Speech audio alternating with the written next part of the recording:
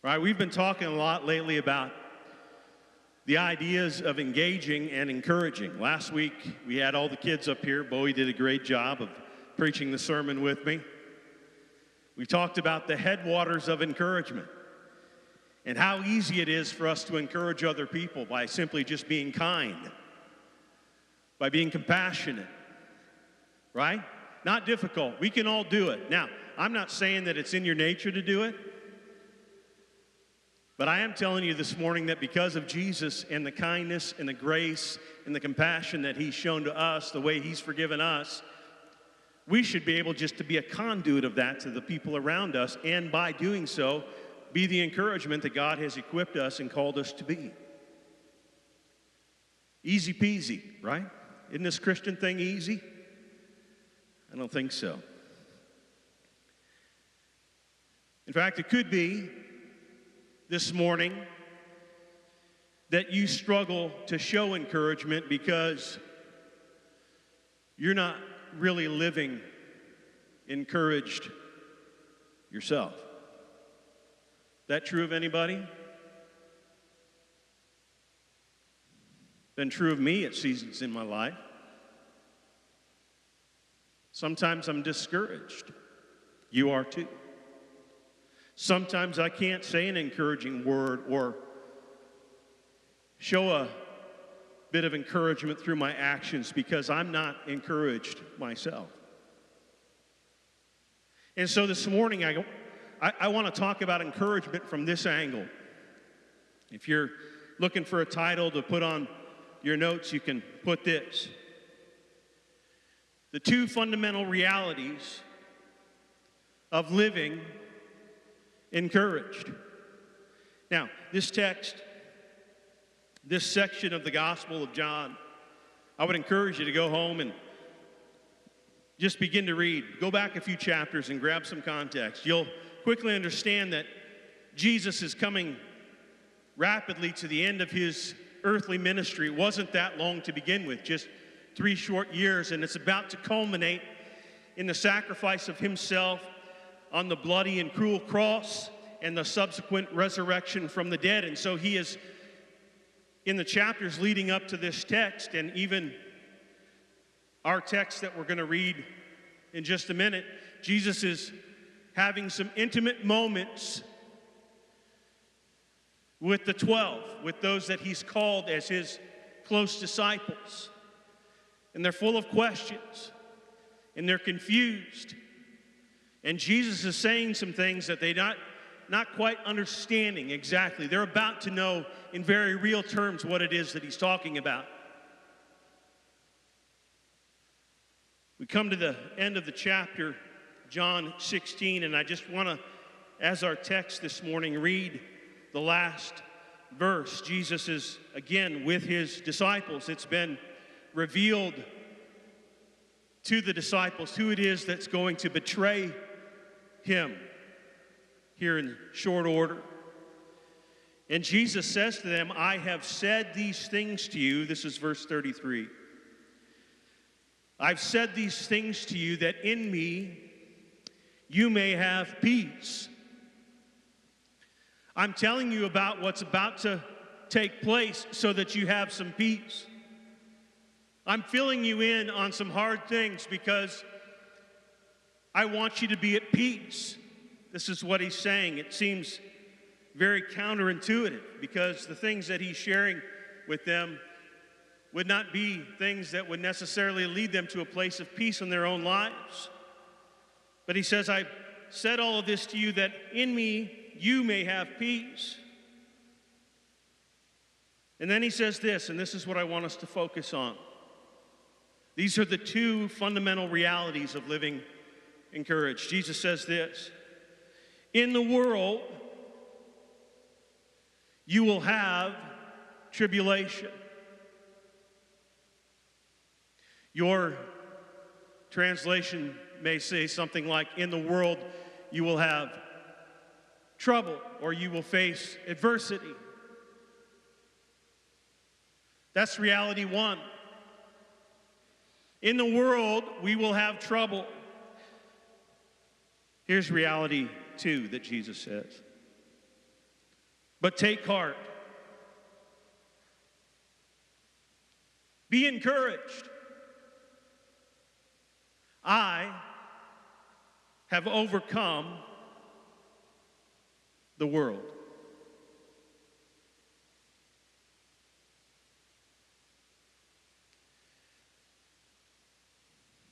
Are you discouraged today?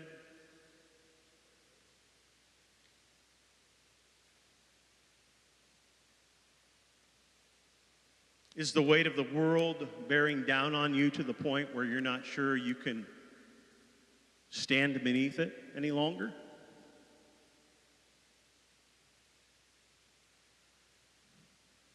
In this world, you will have trouble. Life as a Jesus follower is far from easy. Now, I'm making some assumptions. First, that most of you in here are following Jesus. Like Jeff shared with us in the communion meditation, you have placed faith and trust in Jesus Christ. You have confessed your sin to him and stepped into the forgiveness and the mercy and the grace and the compassion that he has shown you. You've received the gift, and now you are following Jesus. I'm assuming that's the case for most of you. If it's not the case for you, today could be the greatest day of your life if you would just give your heart to Jesus.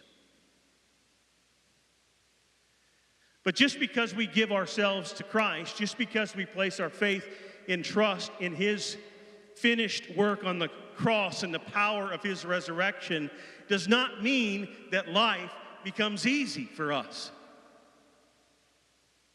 Life as a Jesus follower in a broken world is a struggle. It's hard. And I think if you're honest with yourself this morning and honest with whoever you have a conversation with around this topic, you will agree with that. It's not always easy to be a follower of Jesus. And we struggle with a few things. First, we struggle to remain faithful in the face of the satanic onslaught that is constantly coming at us. Do you feel that? Do you feel the enemy? Can you see the linemen that are lined up across from you? Are you a Duke fan? Okay, Jill, you're going to have to settle down. Okay, so I just need to share this. So Pastor Rich put together a spiritual exercise for us around March Madness. A bunch of us filled out brackets, right? And Jill, in her arrogance, entitled her team, Just Wanna Beat Mick.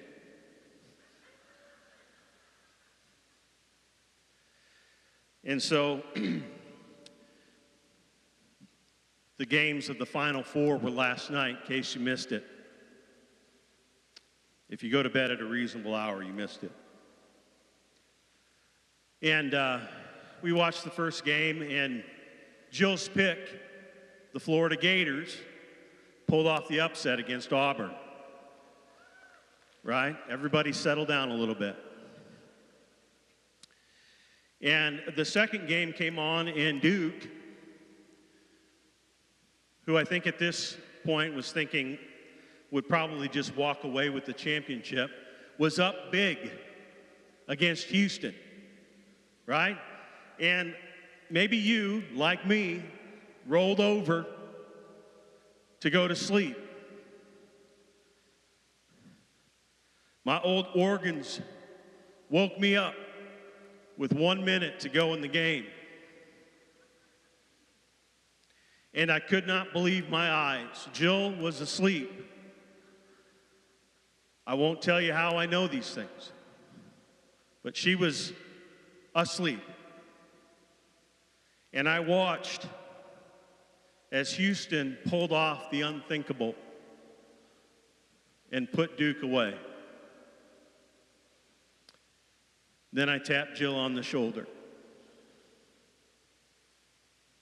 And I said, "You just won the bracket." And she jumped up out of bed like she was filled with the Holy Spirit. And we won't hear the end of it until next March sometime, I'm sure. Most of us were losers. Sometimes life feels like that. We're losing, and we're losing to a formidable opponent in the devil. You say, "Mick, don't give him so much credit." Let me encourage you not to take for granted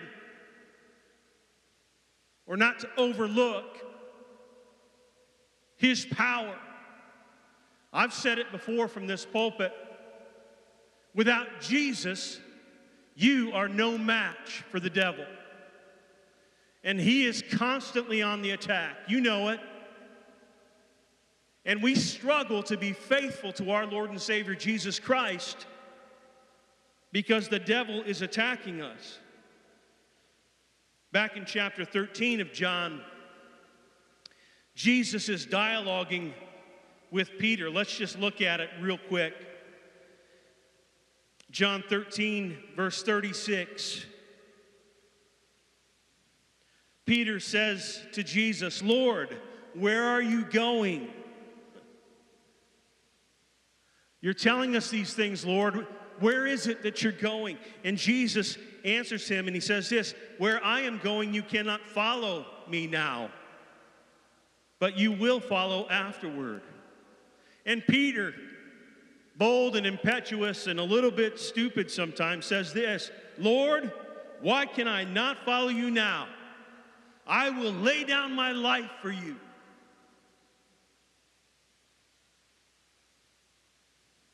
I can see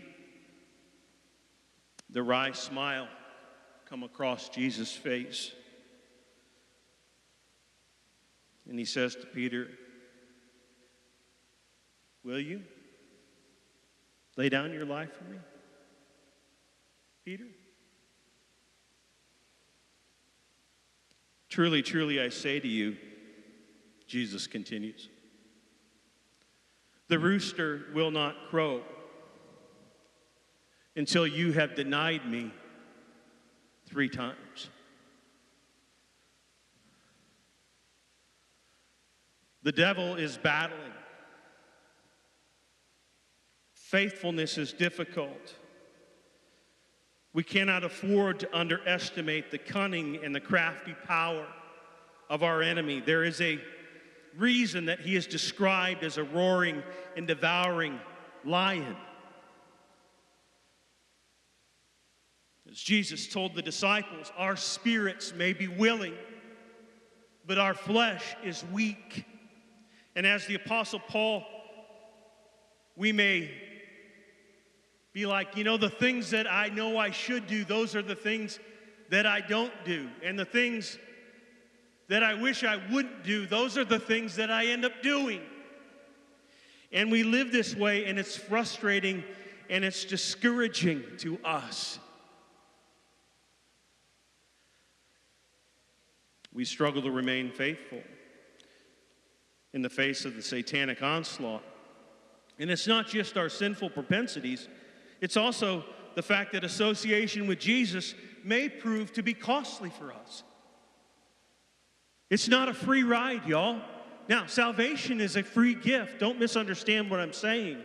But when we commit ourselves to following Jesus, there will be a cost. And you can read all about the days and hours leading up to Jesus' death.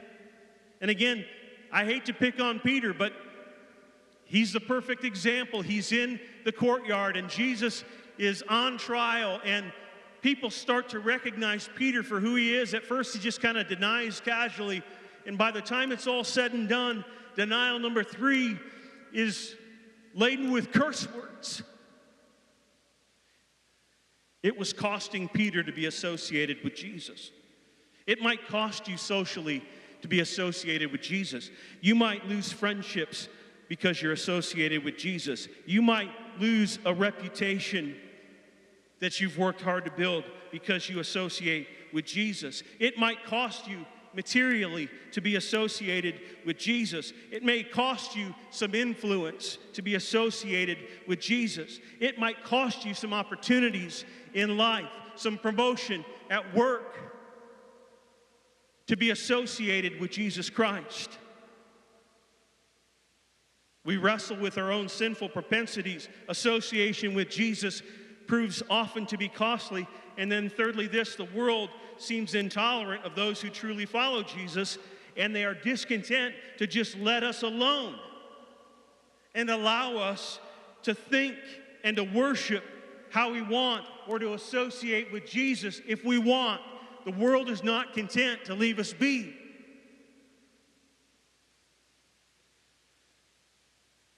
Again, we're quick to judge and condemn Peter for his betrayal and his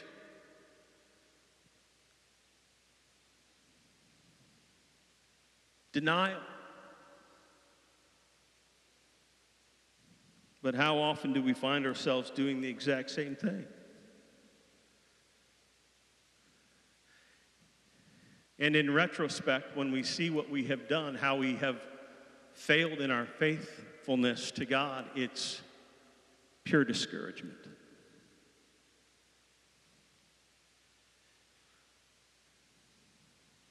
Not only do we struggle to remain faithful, but we struggle to abide. Again, Jesus talks about this in this discourse with his disciples. He says to them, I am the vine, and you are the branches. And in other parts of the gospel, Jesus reiterates that his desire, his goal for them is that they would be fruitful in the way that they live. In fact, he says, in this my Father is glorified when you bear much fruit. And Jesus teaches them that your fruitfulness is tethered directly to your connectedness to me as the vine. And he's telling them, I want you to abide in me. I want you to stay intimately connected to me. And again, let's be honest, it's difficult sometimes to abide. It's difficult for us to stay connected to Jesus in the ways that we know we should, in the ways that we want to even. And what results for us in our life when we are in that disconnected, non-abiding state is that we lack fruit. And we lack the fulfillment that fruitfulness brings. Jesus says, you've got to abide in me, and I have to abide in you. We have to stay connected. I'm the vine. I'm the source of life. You are a branch, and on you as a branch there will hang fruit, so long as you are connected to me as the vine. And he tells them just straight up, he says, without me, you can do nothing. Imagine as a branch having no vine to connect to. Imagine the emptiness and the fruitlessness of your efforts and the discouragement that would accompany that. We have a vine in Jesus, but even then sometimes we fail to connect to it and stay connected. We fail to abide in it. We fail to nurture our personal relationship with him. For a variety of reasons, we're distracted by so much. The world distracts us and makes it difficult to abide. The devil will flash a shiny object in front of us and we'll lose our focus on Jesus.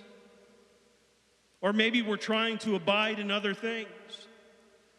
Maybe we're trying to abide in the material comforts of this world. Maybe we are trying to abide in other human-level relationships, or maybe it's substance, maybe it's alcohol, maybe it's some other addictive vice that you're engaged with and you are connected to that, looking for some level of satisfaction. Maybe it's the fact that you are just connected to yourself inwardly, trying to find the strength to soldier through another day and succeed independent of the vine, and it's not working. Maybe you're trying to abide religiously. I go to church. I check the boxes.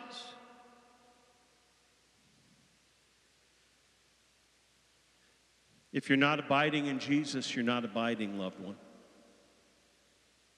He is the vine. The world's not the vine. Material success is not the vine.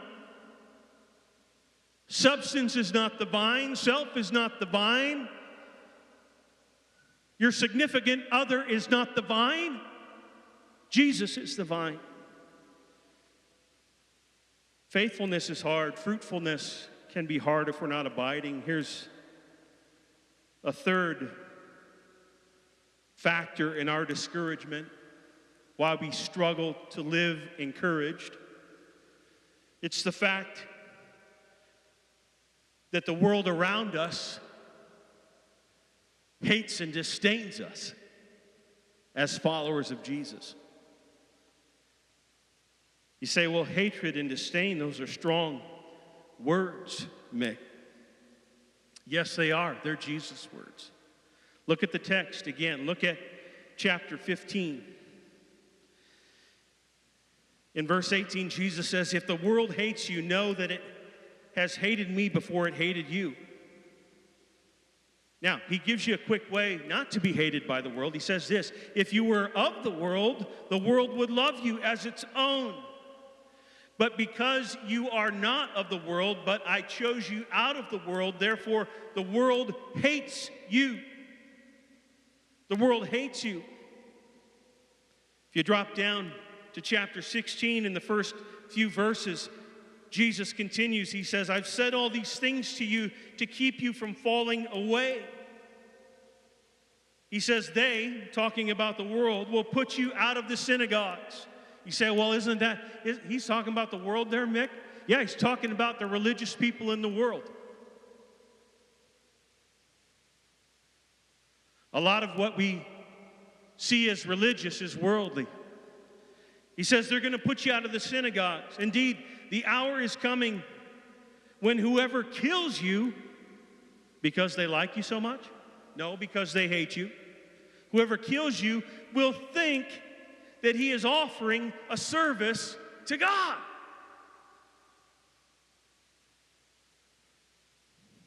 We see that in our world.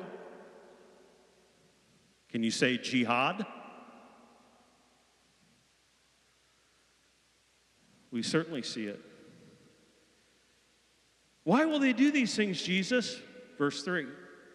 They will do these things because they have not known the Father, and they have not known me. Again, I want to encourage you, loved ones, followers of Jesus, do not be surprised that the world acts as it does. Do not be surprised that the world hates you as it does. They hate you because they do not know God. Again, verse 4, Jesus says, I've said these things to you that when their hour comes, not if this happens to you, he's saying when this happens to you, when their hour comes, you might remember that I told them to you. Right? So we look at this. The reason that people have a hatred for followers of Jesus is simple. They don't know God. And the delusion is so strong that when the world acts on its hatred towards you, they may actually believe in their hearts that they are doing God a big favor. Right? Jihad in our modern day. This is how the Apostle Paul was before he became Paul. When he was Saul, you remember? He was on his way to Damascus and he had warrants for the arrests and the execution of people who were a part of this new thing called the Way, followers of Jesus. He was doing it in the name of religion. He thought he was doing God a favor. And his hatred was strong. By God's grace, he was arrested on that road, and God transformed his life. Jesus tells his disciples that he said these things so that when the hour of trouble and discouragement comes, they would remember where to turn for strength and encouragement. And he's saying the same thing to you this morning. If you're discouraged and you're feeling the malicious stares of the world around you, and you are suffering at the hands of a world that hates you because of who it is you're associated with, you need to remember that your encouragement will come from Jesus and him alone. That's so powerful. The Bible tells us that our relationship with Jesus will mean that the world will hate us, but still, we spend so much time and effort personally and as the church collectively trying to get the world to like us. It isn't going to happen. If you're a true follower of Jesus, you can mark it down. Jesus said it. Go ahead, take it to the bank. The world will hate you. You look too much like Jesus. Why do we spend so much time and energy and effort trying to get the world to like us? Sometimes we do it in the name of being culturally relevant. Yeah. Come on in. We're not that much different than you. Yes, we are. Not in a judgmental, look down my nose on you sort of way, but we're different. Guess who made us different? Jesus did. Sometimes we do it in the name of cultural relevance and tolerance, and we will even misappropriate terms like love and grace. We just have to love everybody and be gracious and tolerant of everybody. That's not what love and grace means. Jesus did not task us with being liked by the world. He tasked us with reaching the world with the good news of his redeeming sacrifice in the true love and true grace and true mercy and true power that can save them from their sins. That's the task. But the world doesn't like you, Mick. I know, Jesus told me that already.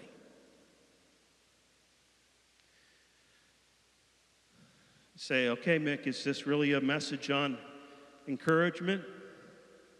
Yeah. Here's pillar 2.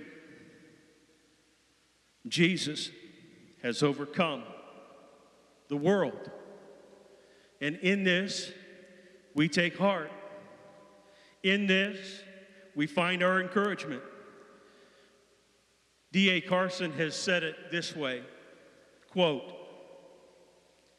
"This is more than a mere reference to a personal overcoming," talking about Jesus overcoming the world. It's more than a reference to a personal overcoming, the preservation of personal integrity in the face of protracted opposition. It's more than that, he's saying.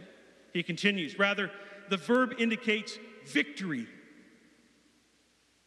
Jesus has conquered the world in the same way that he has defeated the prince of this world. And Jesus' point is that by his death, he has made the world's opposition pointless and beggarly. I love that. They can oppose all they want. They can hate me all they want. They can do whatever they want to do to me, to this body. They can call me names and talk about me as disreputable, whatever they want to do. It doesn't matter. Jesus has already won. Carson continues. The decisive battle has been waged and won. The world continues its wretched attacks, but those who are in Christ share in the victory he has won. They cannot be harmed by the world's evil, and they know who triumphs in the end.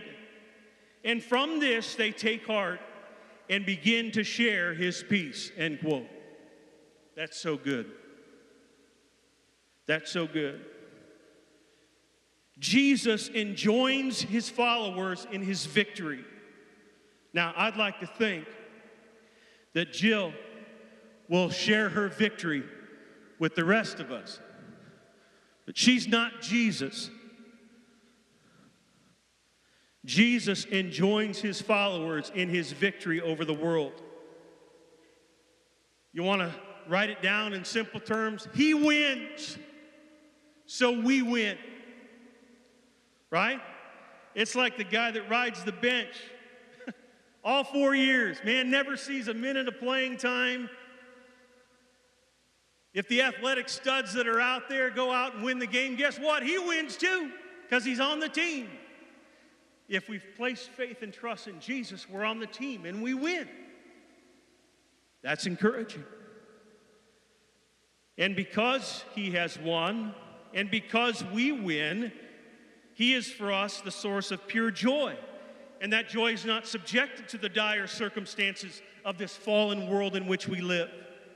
Look at it in chapter 15 and verse 11, and verses 16 through 20, and chapter 16 and verses 23 and 24. Look at that this afternoon. He is pure joy for us, and he brings peace into the chaos. He says that in the text that we read. He's like, I'm telling you these things so that in me, not in whatever else you're pursuing, but in me you can have peace, because I have won. This is the key to encouragement. Living in the victory that Jesus has won over this world and the prince of this world. If you're discouraged this morning, it's because you're not living in that reality. Jesus has won. Some of you in here live in a constant state of defeat. And you do so because you have chosen something or someone else as your champion. You say, that's harsh, Mick. I don't mean to be harsh. I want to tell you the truth. You live defeated because you've chosen the wrong champion. You pursue hard after the American dream, maybe. What's wrong with that? Nothing. Inherently. Unless it's your champion. Maybe you work hard at perfecting yourself so that you are emotionally centered and well-adjusted and moral and equitable and happy. But you're really not. Maybe you do religious stuff, wittingly or maybe more often unwittingly, striving to earn your way into the favor of God. And you're discouraged and frustrated because you are constantly falling short of that. Truth? Listen, stuff cannot be your champion. Wealth cannot be your champion.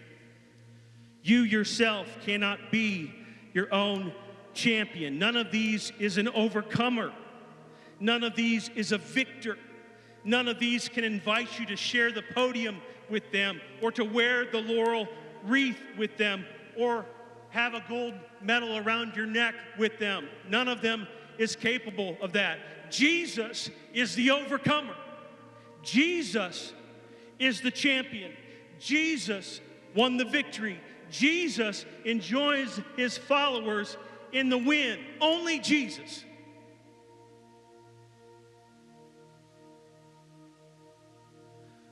So, two fundamental realities for you to think about this morning, this week. In this world, you will have trouble. Bank on it. Count on it. If you're committed this morning to following Jesus, it will not be easy. It will be hard. But take heart,